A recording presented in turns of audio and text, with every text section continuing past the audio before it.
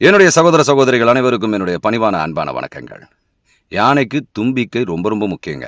அதே போல மனிதனாகிய நம்மளோட வாழ்க்கைக்கும் நம்பிக்கை ரொம்ப ரொம்ப அவசியமாகுது. இந்த நம்பிக்கையை எப்படி பெறது? நம்ம மேல நம்ம அவ்வளவு சீக்கிரத்துல நம்பிக்கை வைக்க மாட்டோம். ஏன்னா நம்மளை பத்தி இன்னும் நம்ம உயர்வாவே நினைக்கல. அந்த உயர்வாய் நினைக்கக்கூடிய பண்பு வரணுன்றதுக்காக தான் கடவுள் பக்தின்னு ஒரு விஷயத்தை நமக்கு பெரியவங்க கற்றுக் கொடுத்துருக்காங்க. இந்த கடவுளை நம்மளுடைய தந்தையா, நம்மளுடைய அப்பாவா, அதாவது நம்மளுடைய அப்பாவா, நம்மளுடைய நண்பரா, நம்மளுடைய உறவுக்காரர்களா நினைச்சு அவரு கூட நம்ம பேசி பழகணும். நம்ம குறைகளை அவர்கிட்ட சொல்லணும். அவர்கிட்ட சொல்லி அந்த எல்லையில்லாத பரம்பொருள் என்னை காப்பாற்றும்.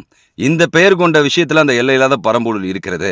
முருகனா இருக்காரு, சிவனா இருக்காரு, எப்படி வேணாலும் வச்சுக்கோங்க. ஆனால் உங்களுடைய உபாசனா தெய்வம், அதாவது உபாசனா தெய்வம்னா பேசக்கூடிய தெய்வமா அவங்கள நீங்க நினைச்சு, அதாவது எப்படி ஒரு குறைகளை நண்பர்கள்கிட்ட சொல்வீங்களோ அதே போல உங்கள் குறைகளை அவன்கிட்ட சொன்னீங்கன்னு வச்சுக்கோங்களேன், நிச்சயமா உங்களுக்குள்ள இருக்கிற அந்த எல்லை இல்லாத பரம்பொருள் உங்க குறைகளையும் தீர்த்து வைக்கும், உங்க மேல நம்பிக்கையும் ஏற்படுத்தும். அதுதான் பகவத்கீதையில கிருஷ்ணர் சொல்றாரு, என்னை எப்படி நினைக்கிறாயோ அப்படியே நான் உனக்கு காட்சி தருவேன்றாரு.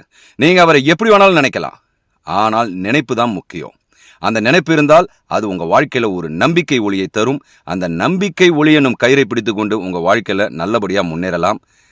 இந்த கருத்துக்கள் உங்களுக்கு பிடிச்சிருந்தா, ஏற்புடையதா இருந்தா சப்ஸ்கிரைப் பண்ணிக்கிட்டு பயணம் கிருஷ்ணகுமார் சேனலை தொடருங்க. நன்றி, வணக்கம்.